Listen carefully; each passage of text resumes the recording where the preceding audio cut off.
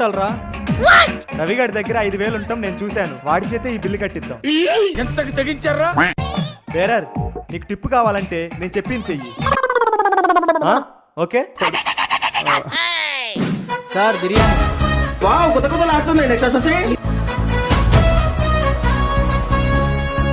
Sir bill sir. ఎంత? 3,000 sir. సరే నేను కడతా ఉండు. సార్ 500 నోట్లు ఉంటే ఇవ్వకండి. ఎందుకు?